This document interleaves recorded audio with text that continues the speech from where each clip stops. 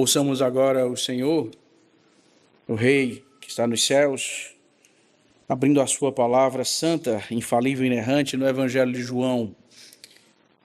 Nesta noite nós vamos considerar, debaixo da condução deste Rei, dos versos 17 ao 30, ou seja, nós estamos lidando com a crucificação do Senhor dos Senhores, do Rei dos Reis, Cristo Jesus. João capítulo 19,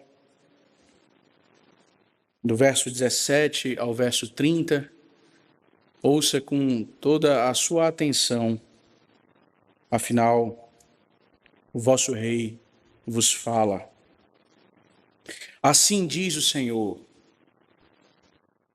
tomaram eles, pois, a Jesus, e ele próprio, carregando a sua cruz, saiu para o lugar chamado Calvário, Gólgota em hebraico, onde o crucificaram, e com ele outros dois, um de cada lado, Jesus no meio. Pilatos escreveu também um título e o colocou no cimo da cruz. O que estava escrito era: Jesus Nazareno, o Rei dos Judeus. Muitos judeus leram este título porque o lugar em que Jesus fora crucificado era perto da cidade e estava escrito em hebraico, latim e grego. Os principais sacerdotes diziam a Pilatos: não escreva Rei dos Judeus, e sim que ele disse: sou o Rei dos Judeus. Respondeu Pilatos: o que escrevi, escrevi. Os soldados, pois, quando crucificaram Jesus, tomaram-lhe as vestes e fizeram 4 partes, para cada soldado uma parte. E pegaram também a túnica. A túnica, porém, era sem costura, toda tecida de alto a baixo. Disseram, pois, uns aos outros: não a rasguemos, mas lancemos sorte sobre ela, para ver a quem caberá. Para se cumprir a Escritura, repartiram entre si as minhas vestes, e sobre a minha túnica lançaram sortes. Assim, pois, o fizeram os soldados. E junto à cruz estavam a mãe de Jesus e a irmã dela, e Maria, mulher de Clopas, e Maria Madalena. Vendo Jesus, sua mãe, e junto a ela o discípulo amado, disse: mulher, eis aí o teu filho. Depois disse ao discípulo: eis aí tua mãe. Dessa hora em diante, o discípulo a tomou para casa. Depois, vendo Jesus que tudo já estava consumado, para se cumprir a Escritura, disse: tenho sede. Estava ali um vaso cheio de vinagre. Embeberam de vinagre uma esponja e, fixando-a num caniço de sopo, lhe achegaram à boca. Quando, pois, Jesus tomou o vinagre, disse: está consumado. E, inclinando a cabeça, rendeu o espírito. Amém. Vamos orar. Senhor, tu fostes crucificado pelas mãos dos homens. Tu fostes tido como ímpio e malfeitor. E aqui estamos nós, fruto do teu trabalho, resultado da tua obra. E o que nessa noite pedimos é que, por meio deste texto, nós que temos sido agraciados com aquilo que é narrado por tua palavra neste lugar, sejamos ainda mais voltados para ti, Senhor. Desperta-nos, Pai. Nos ajude a perceber cada nuance, cada detalhe, cada aspecto glorioso que o texto nos mostra,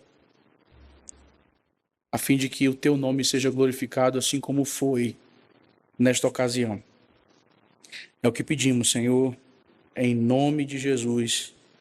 Amém.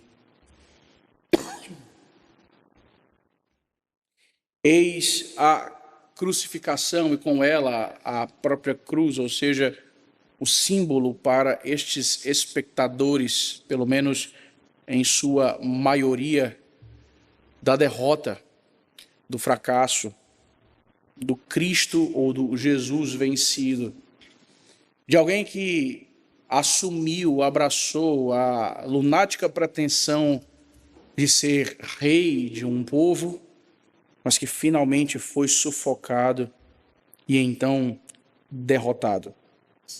João tem como objetivo, pelo menos um dos seus objetivos neste relato, nos mostrar que a cena aponta para o exato oposto disso. Em suas ironias, João nos mostra que cada passo dado, cada detalhe descrito nessas palavras e nesse trecho, mostram que no meio do sofrimento, do escárnio, da zombaria e da própria morte, o Senhor Deus finca o seu trono e glorifica o seu próprio nome. Mais do que isso, o Senhor então divulga a sua própria identidade por meio das mãos destes ímpios, de tal forma que todo o mundo conhecido pôde ver. Nós temos então o último ato, a crucificação, ato antes de ser de fato finalizado, reportado por Cristo como aquilo que pôde acontecer uma vez que todas as coisas já haviam sido consumadas. Nessa noite, então, João nos aponta exatamente para essa realidade, que o Cristo aqui, no auge da cruz do Calvário, quebrado, exposto, humilhado, é aquele que manifesta plenamente a sua glória ao cumprir as Escrituras e a consumar de maneira definitiva a redenção de seu povo. Quem está aqui não é simplesmente uma vítima qualquer do Império Romano. Quem está aqui não é qualquer pessoa vítima da conspiração dos judeus.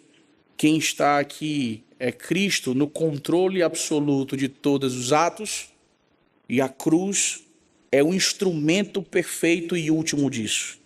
Nela, na cruz do Calvário, Cristo manifesta plenamente a sua glória ao cumprir perfeitamente as Escrituras e ao consumar definitivamente a redenção do seu povo. Note, se você comparar o mesmo relato nos sinóticos, você vai perceber que João ele tem uma cadência diferente e ele objetivamente aponta para outros objetivos. Ele deseja nos mostrar uma outra perspectiva do fato. Perceba, por exemplo, que aqui, dos versos 17 a 22, nós temos o que os sinóticos contam como um fato geralmente afirmado, ou seja, o rei é conduzido à cruz segundo o propósito soberano de Deus. Todos os evangelhos vão afirmar isso, tratando desta cena ou deste fato. Mas perceba que João, ele não se atenta tanto assim a descrever em pormenores a própria crucificação, como os outros evangelistas fazem. Note que em 2 versos, João nos resume exatamente toda a cena, ou todo o momento inicial da crucificação. Nos é dito então, tomaram eles, pois, a Jesus, e ele próprio, carregando a sua cruz, saiu para o lugar chamado Calvário, Gólgota em hebraico, onde o crucificaram, e com ele outros 2, um de cada lado, e Jesus no meio. São essas palavras de João, elas são sucintas, elas, diferentemente dos outros evangelhos, não se demoram aqui nos dando detalhes sobre a intensidade do que está acontecendo e com detalhes, então, construindo a própria cena. João tem uma razão para isso. Ele deseja que nós estejamos mais atentos à identidade deste que está sendo crucificado e não simplesmente nos atentemos para a própria hediondez da crucificação. E por que isso importa? Porque João conecta exatamente este evento iniciado no verso 17 com aquilo que está relacionado ao que veio anteriormente no verso 16, ao julgamento diante de Pilatos. O texto mostra então como um ato contínuo que aqueles soldados, eles são aqueles que passam a ser descritos como quem conduzem o próprio Cristo na cena. O mesmo Cristo que acaba de ser oficialmente entregue à crucificação, agora inicia voluntariamente o seu caminho à cruz do Calvário. Essa é a linha de João no início de suas palavras. Perceba que João faz questão de dizer aquilo que parece um detalhe, o que os outros sinóticos não dizem ou dizem em outra perspectiva. Nos diz João, e apenas João, que quando Cristo é tomado pelos soldados, ele próprio carregando a sua cruz. Isso é importante. O que nós vemos aqui, irmãos, é que o próprio Cristo aqui voluntariamente caminha para a cruz do Calvário. Essa é a tônica desde a cena, como nós temos visto no início.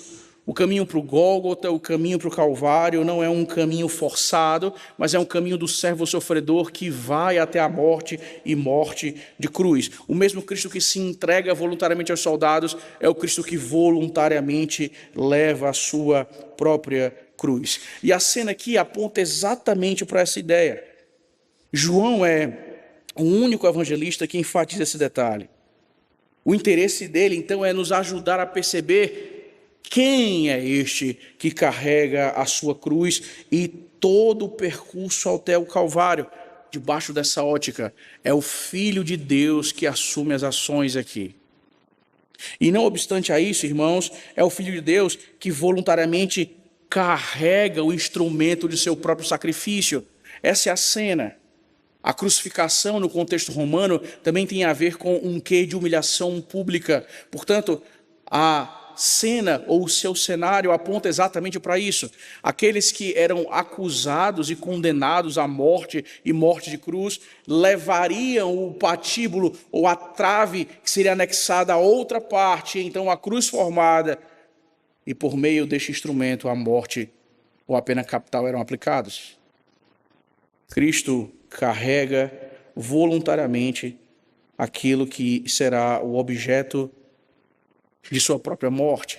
Ele não refuga, ele não hesita, ele permanece pleno no meio dos estratagemas e do pecado hediondo dos seus inimigos. É interessante, irmãos, que a cruz é descrita como sendo algo carregado por Cristo, mas a partir de uma relação entre o próprio Cristo e o instrumento, a cruz preparada para ele. E eis então a ironia inicial. Aquele que é descrito pelos evangelhos como quem, não tendo sequer onde reclinar a cabeça, possui algo preparado para ele finalmente. A própria cruz, que somente ele poderia suportar, destinada sob medida ao Cordeiro de Deus. Aquilo que Simão de Cirene iria fazer, auxiliando durante uma parte do caminho Cristo a levar a sua cruz, trata-se apenas de um movimento logístico. Ninguém pode carregar a cruz se Cristo suporta ou carrega. Ninguém pode compartilhar com Cristo o peso da expiação. Simão de Cirene, em outros evangelhos, então, é apresentado como aquele que é constrangido a levar a cruz. Mas isso não o torna corredentor, isso não o torna um homem que ajuda a expiar os pecados do povo. A cruz e o peso da expiação não podem ser compartilhados com ninguém. João identifica o local da execução. Ele nos diz que isso acontece no Calvário, ou no hebraico, o Gólgota. E ao identificar, então, embora não explicando o seu próprio significado, ele nos mostra aqui aquilo que o livro dos Hebreus vai nos apontar. A ideia é que a Escritura está se cumprindo de ponta a ponta. Veja, eles estão saindo para o lugar chamado Calvário. Eles estão saindo de Jerusalém, indo para fora da cidade. A ideia aqui é que Cristo está sendo aquele que cumpre perfeitamente as figuras, por exemplo, do sistema levítico. Quando você vai a Levítico 16, você vê que no dia da expiação, por exemplo, os animais que eram sacrificados eram levados para fora das portas da cidade, para que então fossem tratados de maneira adequada à luz das Escrituras Sagradas. É algo que está acontecendo aqui, na figura do próprio Cristo por excelência, saindo da cidade, indo ao Gólgota ou ao Calvário.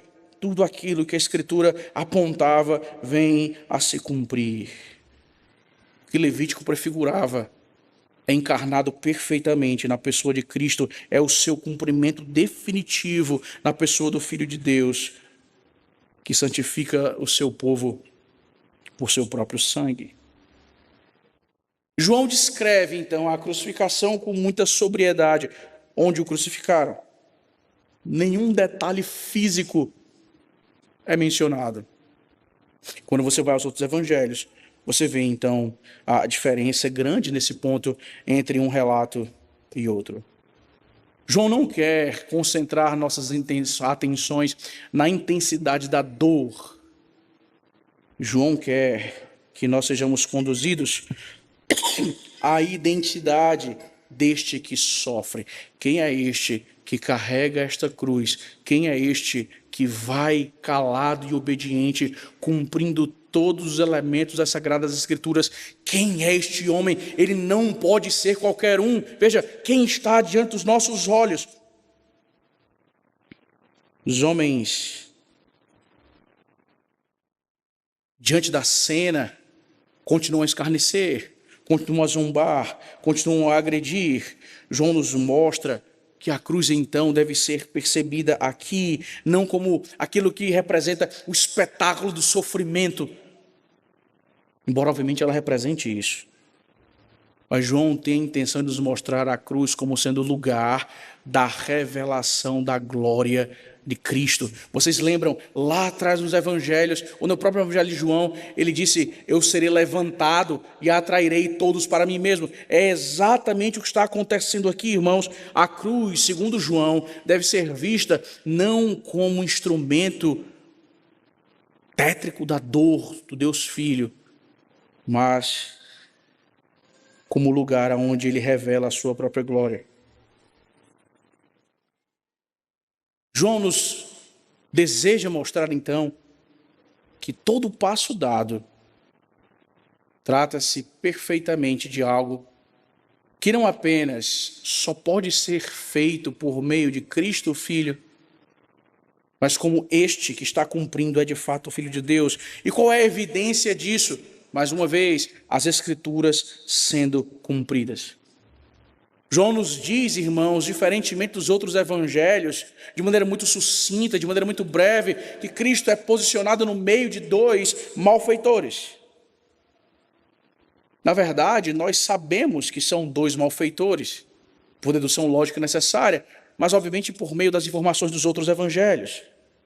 Quando os outros evangelistas contam, então, detalhes sobre a cena onde um dos malfeitores se arrepende, repreende o outro e então tem um diálogo redentivo com Cristo, João não cita isso ou não expande isso.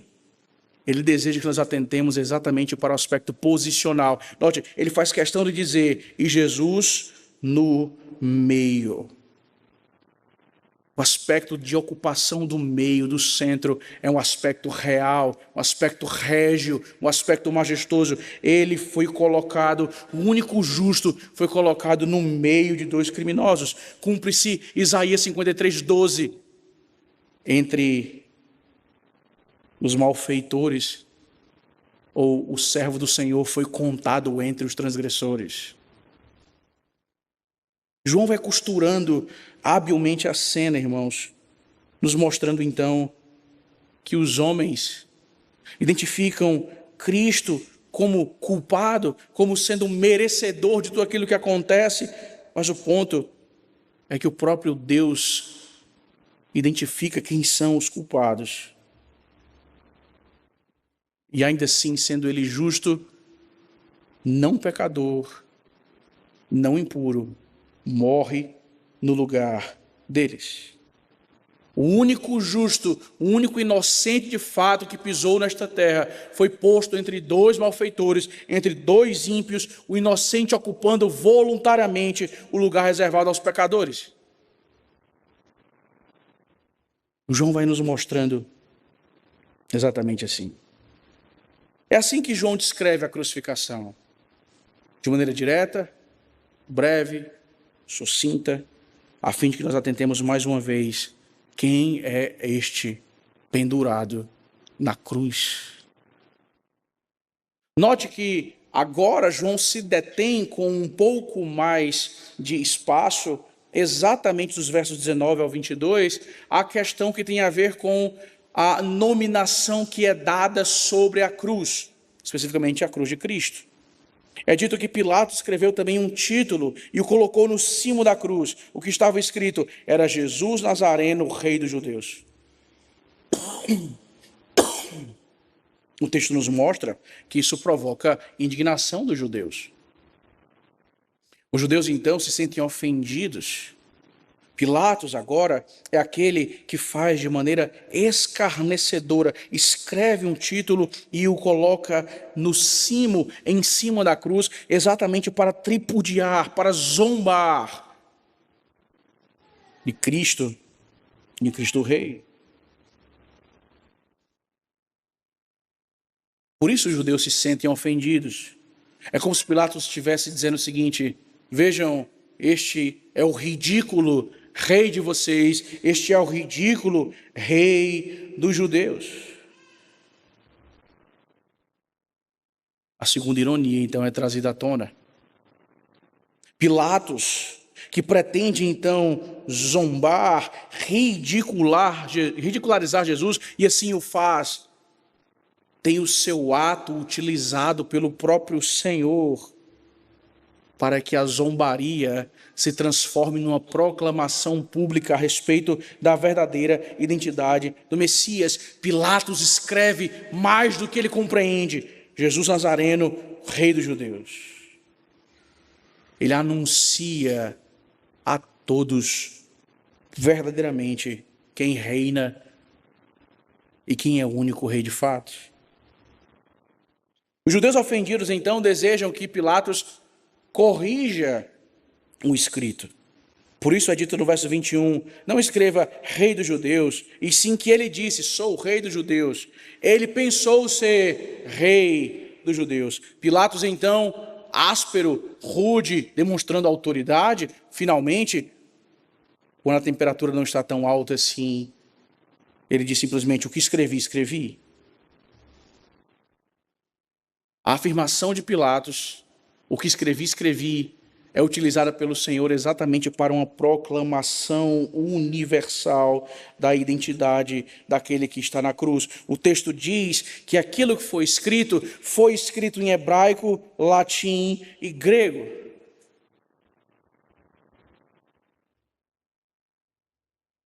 As línguas faladas na época, pelo menos dentro desse próprio contexto, aquilo que inicia-se como uma zombaria, mostra-se como uma proclamação pública internacional diante do mundo inteiro. Pilatos escreve mais do que sabe. Ele não é simplesmente o rei dos judeus. Ele é o rei que alcança todas as nações. Hebraico, latim e grego. A cruz como um lugar aonde Cristo exalta e demonstra a sua própria glória. O rei crucificado é o rei proclamado diante do mundo inteiro. Ele é o rei dos judeus. Notem, irmãos, a verdadeira identidade do Filho é então aqui afirmada no meio do contexto da crucificação. Essa é a intenção de João, que nos leva a pensar em coisas fundamentais para nós. Há aqueles como Pilatos, ou como os soldados, ou como qualquer outro coração orgulhoso na cena. Veja, eles contemplam o Filho de Deus carregando voluntariamente a sua própria cruz.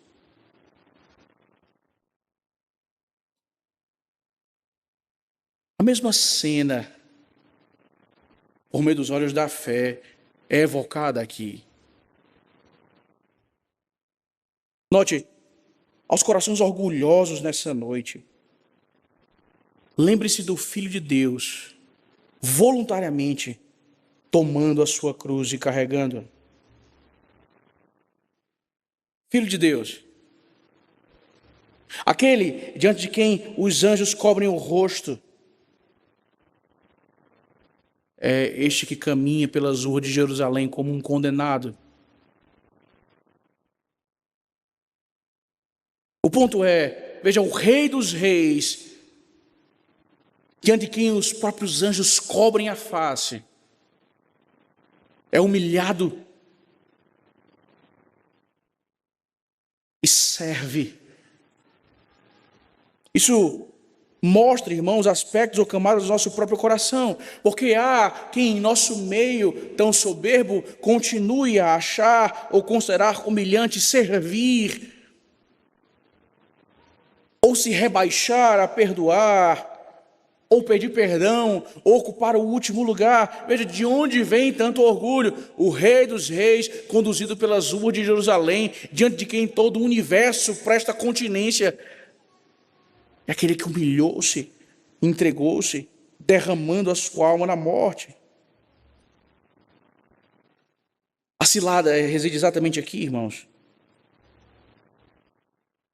Quando qualquer outra coisa que não a própria cruz é o parâmetro, o orgulho não parece tão odioso assim. Se o Senhor da glória voluntariamente entregou-se e humilhou-se para salvar pecadores, que direito nós temos de exigir honra, prestígio, reconhecimento nesse mundo? Diante daquele que carrega a sua própria cruz sem merecê-la. O que nós temos, segundo diz o profeta, é exatamente o corar de vergonha.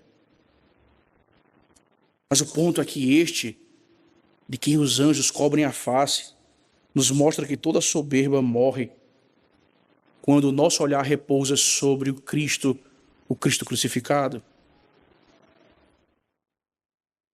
A soberba, então, é tratada exatamente aos pés da cruz. O orgulho é mortificado a partir do poder do Evangelho que flui da cruz do Calvário. Por isso, então, aos crentes verdadeiros, vejam como o pecado nos assola, como o pecado nos abate. Talvez este seja um dia de luta para você. Talvez você tenha chegado profundamente abatido. O caminho parece pesado demais.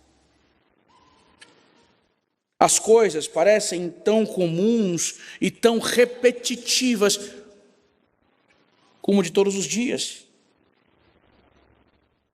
A providência do Senhor, a maneira como Ele conduz as nossas vidas, parecem difíceis de discernir ou de compreender. A cruz novamente restaura a nossa sorte, redime nossos olhos. Lembremos-nos, meus irmãos, o Senhor da glória também percorreu um caminho de sofrimento antes de entrar na própria glória, que obviamente sempre lhe pertenceu.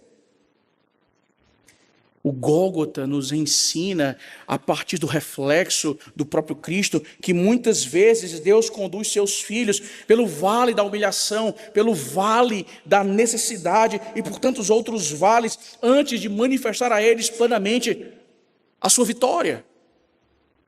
Não entenda a vitória aqui num contexto retorcido e pervertido que supõe um tipo de triunfalismo. Entenda a vitória contra o pecado, entenda a vitória contra as próprias concupiscências, entenda a vitória como sinalizando algo que nos mostra que estamos de fato caminhando consistentemente com o Senhor. Perceba, o Pai transformou a cruz no trono do Filho, no sentido de que pela cruz a glória do Filho é afirmada e percebida. Ele também pode transformar as nossas aflições em instrumentos de glória e testemunho de sua graça em nossas vidas, irmãos. Mais uma vez, por meio do Cristo que carrega a sua cruz, somos lembrados nessa noite que os nossos olhos não devem interpretar a providência de acordo com o que eles enxergam, e sim, os nossos olhos devem interpretar ou aprender a interpretar a providência à luz da própria cruz, lendo-a à luz dela ou sob a luz dela.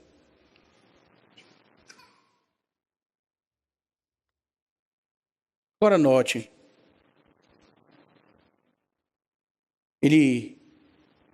Ele próprio, carregando a sua cruz, saiu para um lugar chamado Calvário.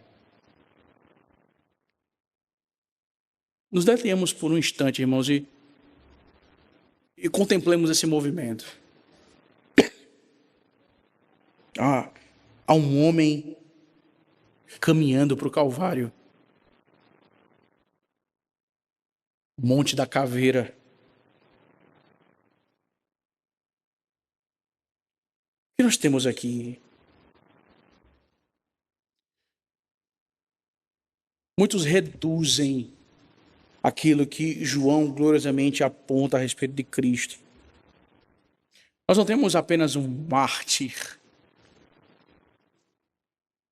Nós não temos simplesmente um exemplo de coragem.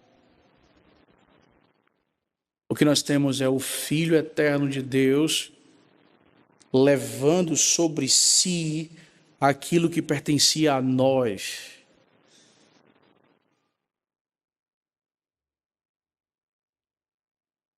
Alguém caminhando para o Calvário aqui. Meus irmãos, se esse espetáculo não mexe ou não quebranta o seu coração, diga-me, por favor, o que ainda poderia fazê-lo?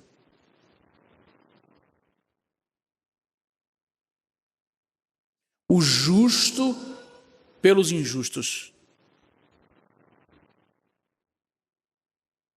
Alguém que nos substituiu. Veja, se isso não produz impacto sobre nós, o que mais poderia produzir? Note, se a visão do rei carregando uma cruz que não lhe pertencia por direito, irmãos, não produz arrependimento, é sinal que o pecado tem endurecido o nosso coração. É sinal de que nós estamos mais dormentes do que nós achamos que estamos. Mas veja, se hoje o Espírito Santo do Senhor lhe concede pelos olhos da fé a graça de contemplar pelo texto a glória do Cristo crucificado, não endureça o seu coração. Curve-se diante desse rei, beije o Filho, enquanto ainda há tempo. Aquele que hoje caminha rumo à cruz, segundo o texto, em mansidão, é o mesmo que um dia retornará em glória e poder para julgar vivos e mortos. Renda-se diante dele enquanto há tempo.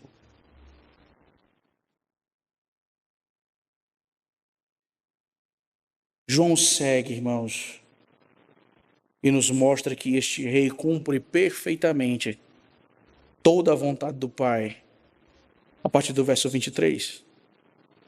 Os soldados, pois, quando crucificaram Jesus, tomaram-lhe as vestes e fizeram 4 partes, para cada soldado uma parte. E pegaram também a túnica. A túnica, porém, era sem costura, toda tecida de alto a baixo. Disseram, pois, uns aos outros: não a rasguemos, mas lancemos sorte sobre ela, para ver a quem caberá, para se cumprir a Escritura. Assim, pois, fizeram os soldados. João se detém aqui, irmãos, aonde os outros evangelistas não se detêm. João traz à tona um dos fatores envolvidos na crucificação romana. Esta não se limitava apenas à dor física, mas incluía a exposição pública e a completa humilhação do condenado. Não era suficiente fazê-lo sofrer o máximo possível, ele deveria ser completamente destruído em sua reputação, em sua própria imagem. Talvez você não percebeu para o que o texto aponta, ou a implicação clara do texto, segundo a descrição, irmãos. Cristo é humilhado, as suas vestes foram tomadas, os soldados o despem diante da multidão. Ele está nu diante dos seus acusadores, ele está nu diante do povo, ele está completamente despido. Até as suas vestes lhe foram tiradas. Este mesmo, por meio de quem todas as coisas criadas foram feitas, é privado mesmo, ou até mesmo daquele que cobriu o seu corpo. Razões assim, irmãos, mostram como produções que tentam nos mostrar coisas que acontecem relacionadas à crucificação não podem chegar nem sequer aos pés do que acontecem. Cristo está nu, ele foi posto nesta condição pela ação gananciosa destes soldados. É óbvio, João não explora de maneira sentimental essa nudez. Ele tem o desejo de nos mostrar até onde a humilhação de Cristo, a humilhação do Rei dos Reis, desceu, até onde Cristo foi para cumprir perfeitamente a obra que o Pai lhe confiara. Essa é a troca, irmãos. As vergonhas dele foram expostas para que as nossas misérias e podridões fossem cobertas.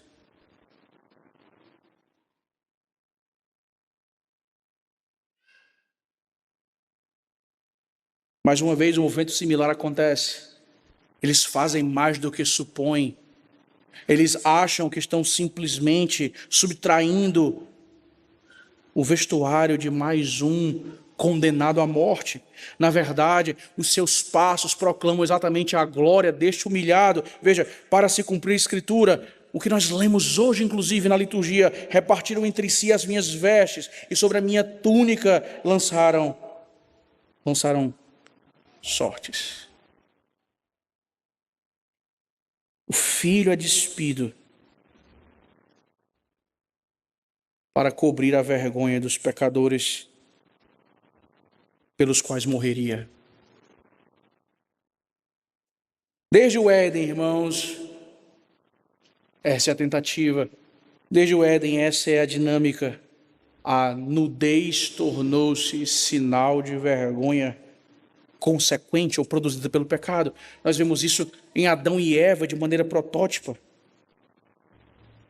A tentativa de cobrir a si mesmo com folhas de figueiras, fracassada pela cobertura que o próprio Senhor os proporciona com peles de animais. Agora na cruz isso é revertido. Segundo Adão, ao invés de cobrir-se, é despido, assumindo publicamente a vergonha que não lhe pertencia, para que a minha e a sua vergonha fossem então cobertas. Esse é o movimento intencionado por João. Cristo é despojado para que nós pudéssemos ser revestidos. Cristo suporta a nossa desonra para nos conceder a sua justiça. Veja, Cristo aparece diante dos homens para que pecadores redimidos, justificados, possam comparecer à presença de Deus. Essa é a troca maravilhosa e inestimável que está sendo aqui posta, meus irmãos, por meio do próprio texto. E este que é profundamente humilhado é aquele que permanece obediente até o fim. Os versos 25 ao 27 mostram essa relação a partir de palavras relacionadas ao discípulo amado e Maria, a mãe de Jesus. Somente João, irmãos, preserva essa cena. Vendo Jesus, sua mãe, e junto a ela o discípulo amado, disse: mulher, eis aí teu filho. Depois disse ao discípulo: eis aí tua mãe. Dessa hora em diante o discípulo a tomou para casa. O que nós temos aqui, irmãos, é o Filho de Deus, humilhado e despido, obedecendo ativamente e de modo perfeito à própria lei. Ele está provisionando algo que tem a ver com o cumprimento do próprio quinto mandamento: honra a teu pai e tua mãe. Ele tem providenciado o cuidado de sua mãe. Mesmo sobre os intensos sofrimentos da cruz, mesmo sobre as intensas vergonhas e humilhações da cruz, ele continua honrando perfeitamente o quinto mandamento. Mas há algo mais aqui.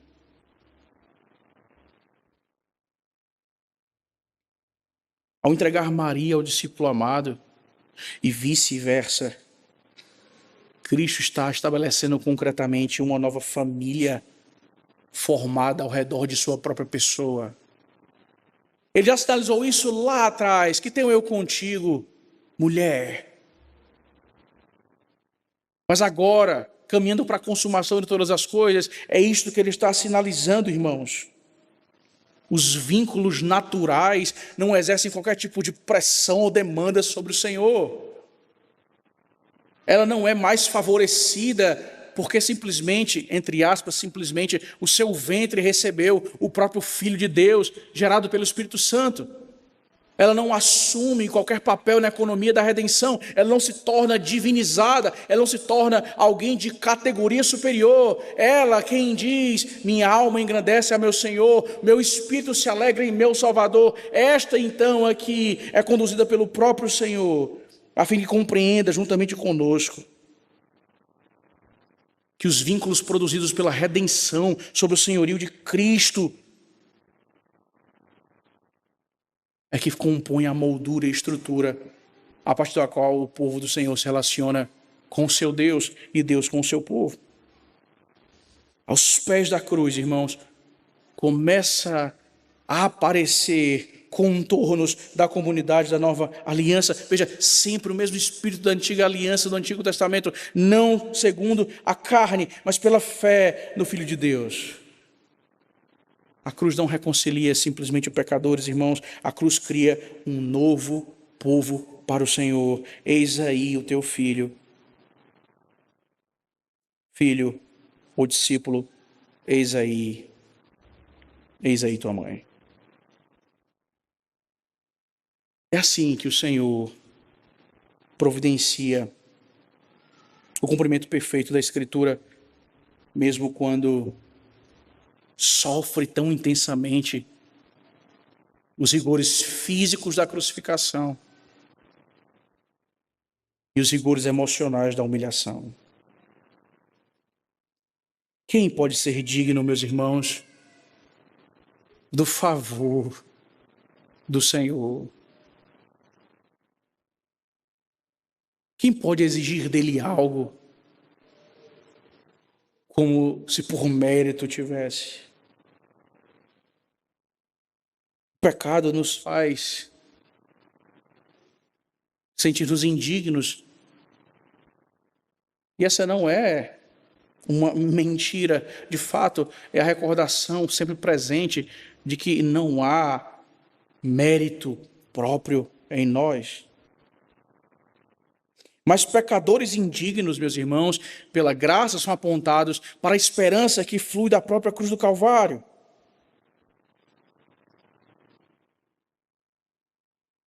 O que nos torna, sim, indignos do favor do Senhor, mas graciosamente alcançados por sua misericórdia. Indignos, mas justificados. Nessa condição, então, muitas pessoas atravessam dificuldades. Talvez você também sofra de algo semelhante. Talvez você diga: pastor, se você conhecesse o meu coração, se a gente conversasse um pouquinho mais, sabe? Se a gente passasse um pouquinho mais de tempo, se você pudesse realmente ver quem eu sou, você saberia de cara que eu não sou digno de pertencer ao povo de Deus, que eu não sou digno da graça do Senhor. Ora, o seu pastor lhe responderia: exatamente. Mas caminha uma milha a mais. É exatamente por isso Cristo foi despido. A dignidade, meus irmãos, com a qual nós comparecemos e compareceremos naquele dia diante do Pai, não nasce da nossa santidade, não nasce do nosso mérito, não nasce das nossas perfeições, mas da justiça daquele que foi despojado, que foi despido em nosso lugar. Satanás sempre nos aponta para as nossas vestes manchadas pelos nossos pecados do passado. Deus aponta-nos para as vestes do Filho ou conquistadas por Ele em perfeição. Se estamos em Cristo, este aqui, não vivamos, meus irmãos, como se nós ainda precisássemos conquistar a aceitação do Pai em Cristo, na pessoa deste Senhor. Nós já fomos justificados, fomos revestidos para comparecer naquele dia diante do trono de graça. E está consumado. Esse é o caminho glorioso, irmãos. Fato de que alguém que assume o nosso lugar voluntariamente, entrega-se para morrer, ressurge, nos justifica, nos salva e nos veste com as vestes de justiça. Mas olhe para nós. Meus irmãos, por quê? Porque nós ainda insistimos em procurar beleza naquelas folhas de figueira. Porque nós insistimos ainda em procurar vantagens nas folhas de figueira desse mundo. Toda a glória aparente humana vai desvanecer, vai passar, toda a justiça própria vai ser consumida no dia do juízo, nada restará, somente uma veste prevalecerá, as vestes de justiça conquistadas pelo Filho. Por isso, veja como nós caminhamos ou deveríamos caminhar melhor. Porque feliz não é aquele que conseguiu esconder a sua vergonha dos homens, meus irmãos. Feliz é aquele cuja vergonha foi coberta pelo sangue derramado nesta cruz. Feliz é este. Se Cristo ainda não é o seu Senhor e Salvador, corra, enquanto vestes de justiça ainda são oferecidas gratuitamente. Chegará o dia em que não haverá mais oportunidade. Chegará o dia em que os trapos da justiça própria nos consumirão até a alma e nos conduzirão ao inferno. Ou aqueles que não têm professado de fato fé em Cristo, assim o farão. Mulher, eis aí o teu filho, discípulo, eis aí tua mãe. Cristo cumpre perfeitamente as Escrituras. E agora então nos mostra a cena final dentro da moldura da crucificação, a sua própria morte. Ou seja, nos versos 28 ao 30, o que nós vemos é que este rei consuma perfeitamente a obra da redenção. É dito que depois, vendo Jesus que tudo já estava consumado, para se cumprir a Escritura, disse: tenho sede. Estava ali um vaso cheio de vinagre, embeberam de vinagre uma esponja e fixando num caniço de isopo, lhe achegaram à boca. Quando, pois, Jesus tomou o vinagre, disse: está consumado. E, inclinando a cabeça, rendeu o Espírito. Notem, depois disto, vendo Jesus que tudo já estava consumado, João então se encaminha para introduzir os últimos minutos na cruz do Calvário. Mais uma vez, passo a passo, nos fazendo questão de perceber a plena consciência do Filho. Desde o jardim, João nos mostra que os passos de Cristo são intencionais, deliberados. Ele possui consciência messiânica. Ele não vai se descobrindo no desenrolar de sua jornada redentiva. Ele sabe quem ele é e sabe o que veio realizar. Agora, às portas da morte, Cristo sabe que toda a obra que lhe foi confiada chegou ao seu fim. Vendo Jesus que tudo já estava consumado.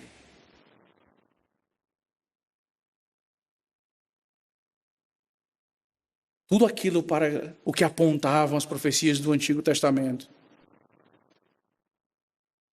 Todas aquelas palavras que o próprio Cristo havia dito aos seus discípulos, todos os sinais, agora caminham exatamente para o seu fim. O que nós temos aqui não é um delay. No verso 28 é dito que Jesus viu que já estava consumado, e no final ele diz, está consumado. O que está acontecendo aqui? Não se trata disso, irmãos. Veja, a ideia de estar consumado aqui é exatamente a mesma expressão que vai aparecer no final. Tem uma função diferente aqui a esta altura. A ideia aqui, no verso 28, irmãos, é demonstrar que Cristo tem consciência perfeita, consciência e entendimento pleno de que ele cumpriu absolutamente a sua missão. Nada está faltando. O aspecto aqui é profundo. Veja, a cruz não escapa ao seu domínio. Cada acontecimento e seus detalhes permanecem sob a sua autoridade soberana. Vendo que todas as coisas foram realizadas por ele, há uma que ainda necessita acontecer. Para se cumprir a Escritura, disse, tenho sede. Que Escritura? Em que lugar?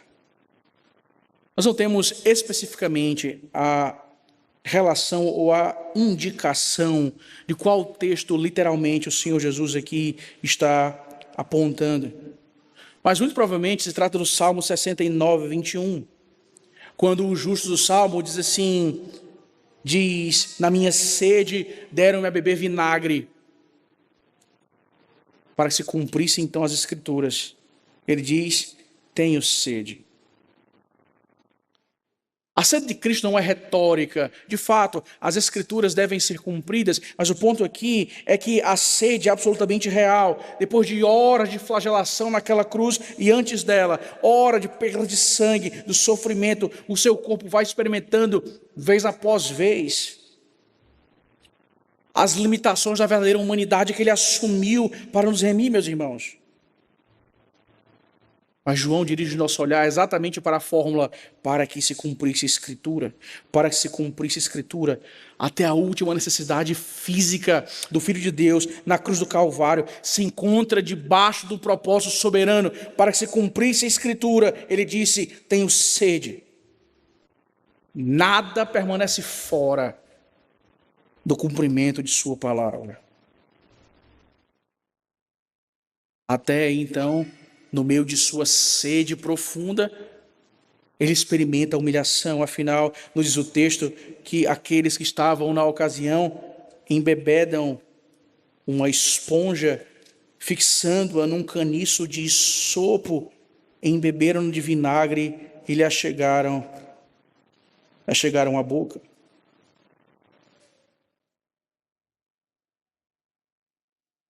Os soldados, irmãos, ofereceram a Cristo a mistura utilizada nesses contextos. O Rei dos Reis recebe a bebida dos escravos. O Rei dos Reis recebe a bebida dos condenados. Aquele que no início de sua obra transforma água em vinho. É agora aquele que, ao concluir a sua obra, bebe o vinho da humilhação. O Senhor do banquete messiânico, com o qual servirá o seu povo naquele dia, aceita voluntariamente o cálice da mais alta desonra nesse contexto. O que os homens oferecem sinaliza um profundo desprezo e escárnio diante daquele que está na cruz. A imagem, irmãos, é muito mais devastadora e hostil do que simplesmente alguém que coloca uma esponja num recipiente com vinagre, fixa num caniço de sopo e então estica aos lábios de Cristo no alto da cruz. João nos mostra aqui, irmãos, o que acontece é que os lábios de Cristo são tocados por um instrumento de uso comum nas próprias latrinas dos banheiros do Império Romano. Essa esponja, ou a expressão denominada aqui por esponja, aponta exatamente para esse tipo de objeto. Era aquilo que era usado nas limpezas daqueles banheiros, latrinas públicas. Ele diz: tenho sede, tem sede, ok, nós te dessedentaremos, aguarde um pouco. A esponja é então colocada e fixada num caniço e impregnada nos lábios do Rei dos Reis. Insulto profundo e humilhação. Para quê? Para que nós, que não merecemos do seu favor, pudéssemos ser redimidos.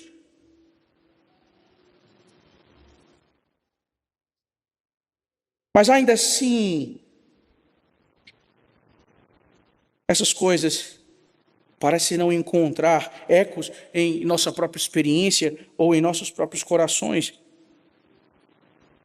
Após isso, finalmente, no verso 30, Cristo, ao tomar o vinagre,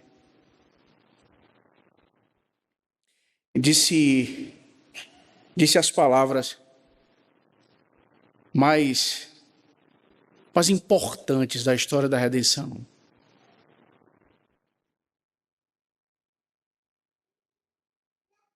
Finalmente, a nossa liberdade, a nossa alforria é proclamada. O que ele diz é: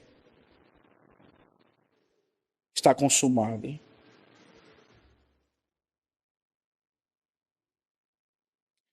O ponto aqui não é sinalizar simplesmente que chegou-se o fim de um ciclo, mas é atestar com o selo da perfeição de que não há mais absolutamente nada a ser feito.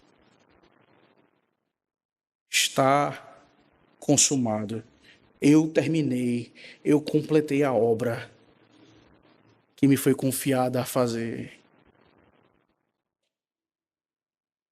Portanto, agora,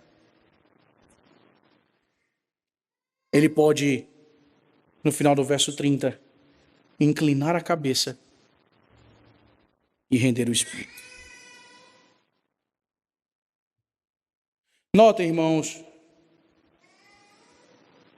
João encerra a narrativa exatamente da forma como ele havia iniciado, ou seja, mostrando a absoluta soberania do Senhor Jesus Cristo sobre as ações. Ele, inclinando a cabeça, rendeu o espírito. Ora, a imagem aponta exatamente, irmãos, para isso. O filho não é vencido pela morte, ele entrega-se a ela. Ele rende o espírito, ele voluntariamente entrega a sua vida. Aquele que voluntariamente caminhou sobre esta terra, agora então, voluntariamente, encerra, por iniciativa própria, a obra que veio realizar, a missão que viera cumprir. E assim o Senhor rende o Espírito.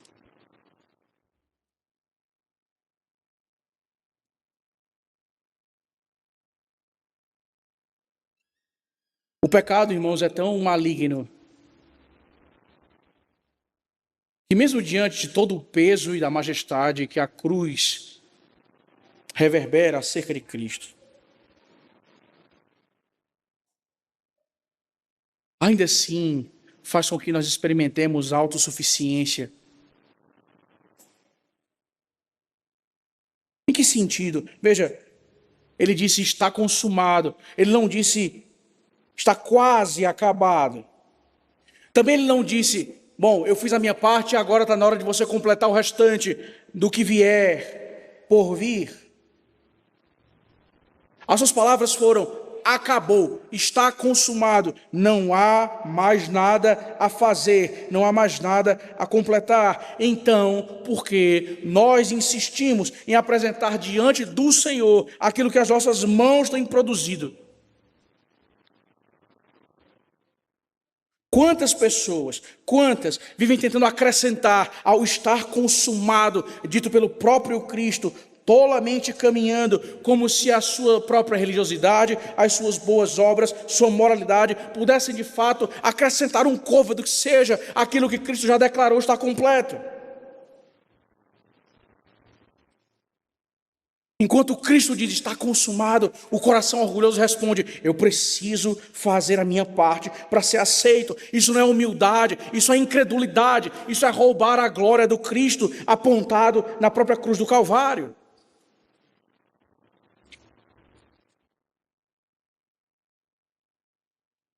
Nós temos que deixar de confiar de fato em nós mesmos e descansar cada vez mais pela fé naquilo que Cristo fez, exclusivamente na justiça consumada do Cristo que disse, está inequivocamente consumado. Portanto, cristãos de consciência aflita, sim, você que ama sinceramente ao seu Senhor, mas ainda vive atormentado pelas lembranças dos seus pecados. Veja, o passado acusa a sua mente, Satanás a acusa, a sua própria consciência se volta contra você para lhe acusar. Ouça a voz que ecoa na cruz do Calvário, está consumado. Se o próprio Deus Pai aceitou o sacrifício do Filho, quem ousará dizer que ainda falta alguma coisa?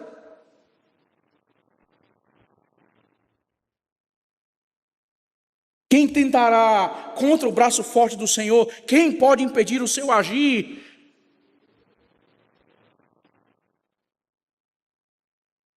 Seu consolo não deve ser colocado na intensidade do seu arrependimento, mas na perfeição da obediência deste, que despido foi até o fim e perfeitamente obedeceu à justiça, satisfazendo-a naquela cruz.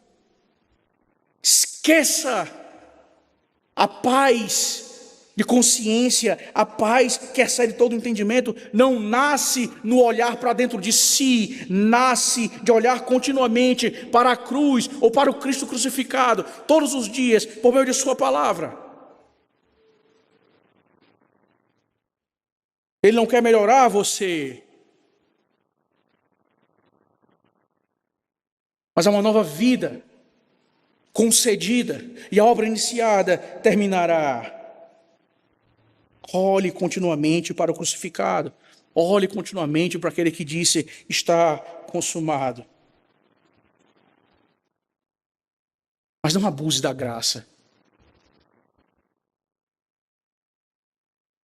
Há também os cristãos negligentes. Há um perigo oposto. Aqueles que transformam a graça que é percebida aqui, nessas palavras, como desculpa conveniente para uma vida relaxada. A grande falha, irmãos, é que eles esquecem que aquele que declarou está consumado é o mesmo que até o último instante cumpriu perfeitamente a vontade do Pai.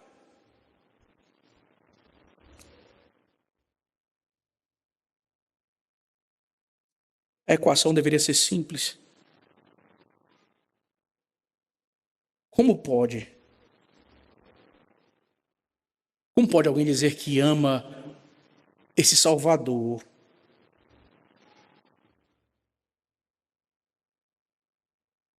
e tratar com tanta leveza o pecado?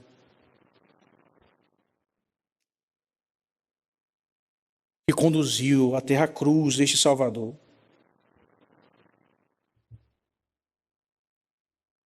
Como é possível dizer que se ama intensamente ao Senhor mas viver tratando com tamanha leveza e complacência o pecado.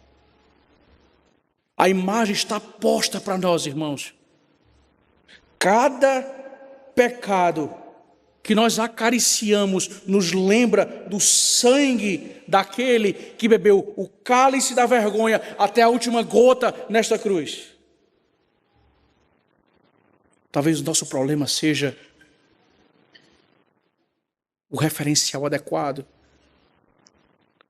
Porque quando a cruz ou o sacrifício de Cristo se tornam o nosso referencial, meus irmãos, o pecado nunca parecerá pequeno demais.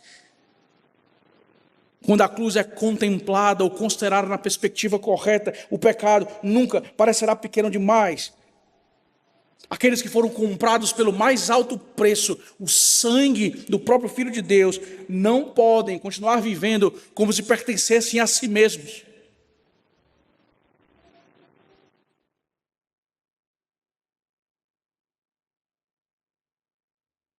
Inclinando a cabeça, o Filho de Deus então rendeu o Espírito.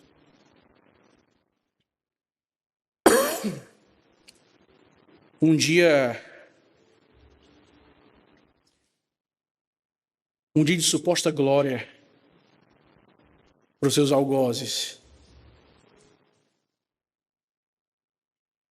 Mas um dia em que, no ápice da sua própria humilhação, todos os eventos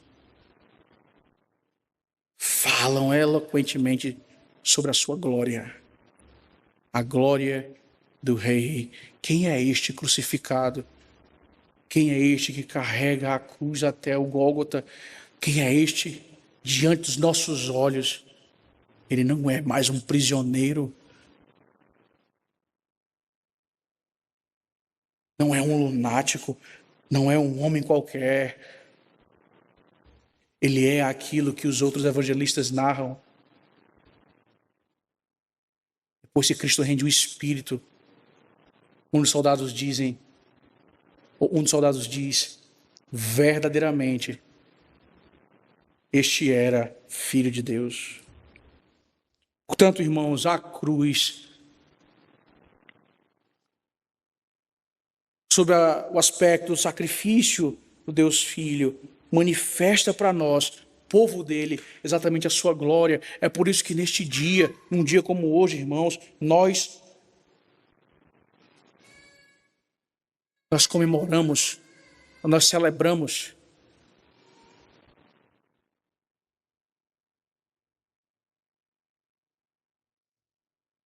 nós cantamos, mesmo lidando com as dores, nós cantamos mesmo lidando com os sofrimentos, nós cantamos mesmo lidando com a morte, nós cantamos mesmo nos deparando com tantas coisas adversas,